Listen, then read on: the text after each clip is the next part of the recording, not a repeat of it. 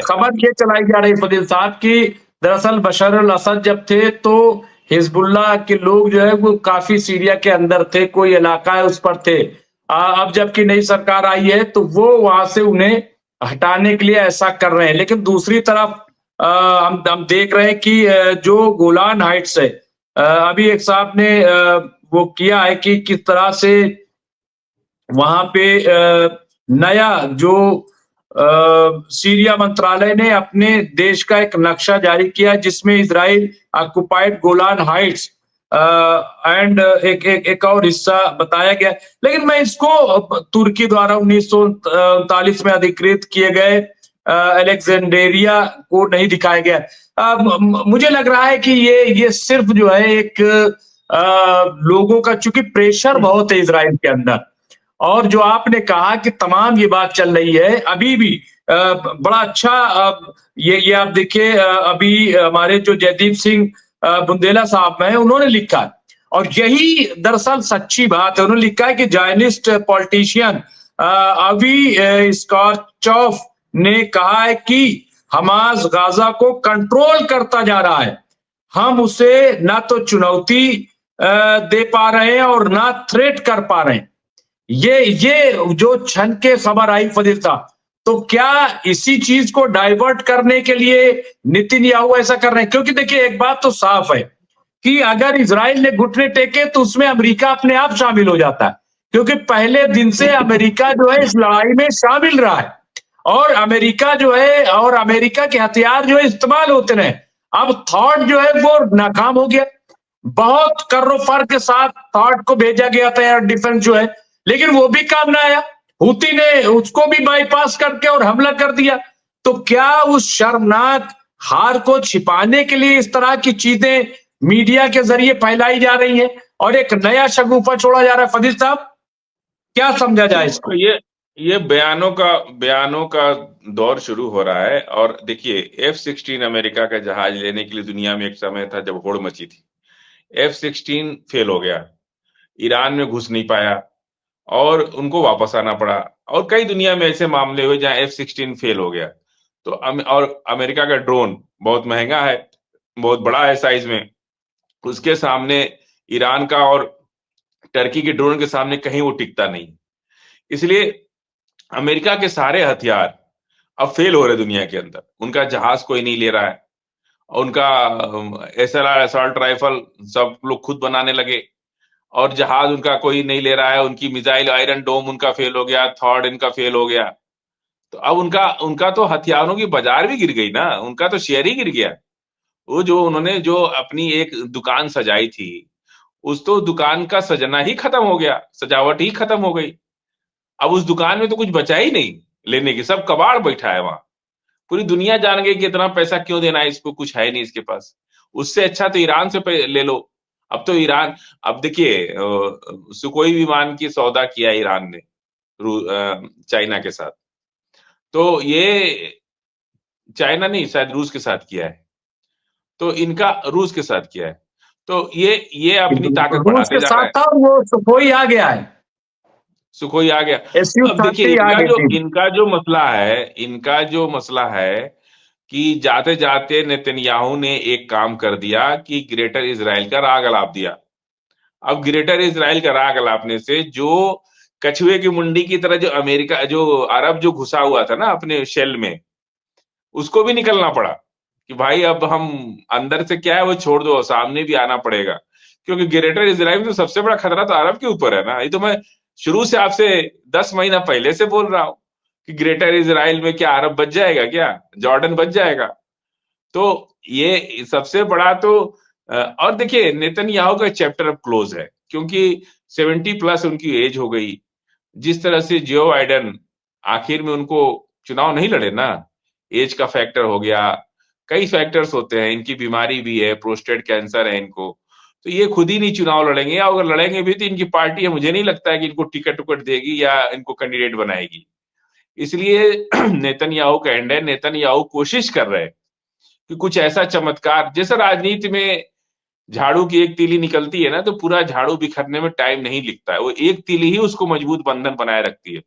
तो नेतन्याहू का जो सिस्टम है ना, जो हिल गया है पूरा सिस्टम उनका, और उनका विपक्ष भी ज्यादा मजबूत इसलिए नहीं है कि वो जान रहा है कि नेतन्याहू अब बूढ़ा पेड़ हो गया, अपने आप गिर जाएगा, उसको गिराने की जरूरत नहीं पड़ेगी। गिराने में कभी कभी क्या होता है, इंसान ज्यादा मजबूत हो जाता है। तो विपक्ष के लोग भी तो पॉलिटिक्स जानते हैं ना, उन्होंने कहा कि अब ये पेड़ खुद ब खुद बूढ़ा हो गया है, अपने से गिर जाएगा, इसको ज्यादा डिस्टर्ब करने की जरूरत नहीं है। नेतन्याहू कोशिश कर रहे हैं कि हम कुछ ऐसा करते चमत्कार जिससे इन लोग का मुंह बंद हो जाए और हमारे पीछे ना पड़े, क्योंकि मरने के कब्र में पैर लटकता है फिर भी कोई पावर से अलग नहीं होना चाहता। ये इंसानी फितरत है। अब इनकी स्थिति ऐसी हो गई है, नेतन्याहू 70 प्लस के हैं, कहीं से भी आप देख लीजिएगा, हमको नहीं लग रहा है इनकी पार्टी ही इनको साइडलाइन कर देगी, जिस तरह से जियो बाइडेन को अमेरिका में साइडलाइन कर दिया गया, उसी तरह नेतन्याहू को अदालत क्या करेगा वो सब छोड़ दीजिए, इनकी खुद की पार्टी इनको अब आगे नहीं बढ़ाएगी और उनको यहीं स्टॉप कर देगी। और अभी जो है अंदरूनी बातें जरूर चल रही होंगी, ऐसा नहीं है कि कोई चुप बैठेगा। अभी इलेक्शन आ रहा है तो पार्टी को भले नेतन्याहू ना रहे, लेकिन वहां पे पोजीशन तो पार्टी को बनानी पड़ेगी ना अपनी। तो ये अपना इनका समझ लीजिए कि अब ये एंड हो चुका है, इनको कुछ अब ये पेड़ गिरने वाला है, बूढ़ा है, इसको छेड़ने से कोई फायदा नहीं, यही बात सब लोग समझ रहे हैं। और देखिए हूती, हमास सब खामोश बैठे हैं ना, इस वक्त तो सब खामोश है, इसका मतलब कि बहुत कुछ पॉजिटिव चल रहा है, इसलिए ये लोग खामोश हैं। तो अब चलने दीजिए, अब ये तो बस बहुत जल्दी इंशाल्लाह आप लोग फिलिस्तीन का झंडा फिलिस्तीन पे फहरेगा, मस्जिद अक्सा दुनिया भर के मुसलमानों के लिए एक और बड़ी खबर आ रही है, बहुत इंपॉर्टेंट खबर आ रही है, और चूंकि हमारी सबकी नजर जो है लेबनान पर भी है, तो खबर ये आ रही है और जयदीप सिंह बुंदेला साहब ने अपडेट किया और लोगों ने भी अपडेट किया कि यूएसएनवाई का बयान है कि अगर सब कुछ ठीक ठाक रहा तो इजराइल 18 फरवरी तक साउथ से, वहां से यानी लेबनान से अपनी सेना बुला लेगा, क्योंकि हिजबुल्लाह ने साफ साफ कहा था कि अगर 18 फरवरी तक ये फौज नहीं गई तो हम ताकत का इस्तेमाल करेंगे। अब ये खबर आ रही है कि ये फौज जो है वो वापस लौट जाएगी अगले इतवार तक। ये खबर जो है वो कितना मायने रखती है फजील साहब? क्या डोनाल्ड ट्रंप जो है ये तमाम बातें और उसके बाद ये कि सेना वापस आ जाएगी, सब कुछ ठीक ठाक रहा, ये जो बात कही कि सब कुछ ठीक ठाक रहा, क्या मतलब है? क्या क्या कुछ उनको लग रहा है कि कुछ हालात खराब हो सकते हैं या इसके पीछे क्या है? दूसरा तबरेज आलम साहब ने एक कोट किया है कि mister Khamenei is bringing the gulf between Shia and Sunni. ये उन्होंने खैर ये बात तो है ही, इसमें कोई दो राय नहीं है और इससे तो हम देख ही रहे मुसलसल। तो क्या लग रहा है फजील साहब कि क्या अब ये मान लिया जाए कि अगर सेना फौज जो है वो वापस आती है इजराइल की लेबनान से, तो क्या अब ये माना जाए कि जो सीज फायर है वो स्टैंड करेगा?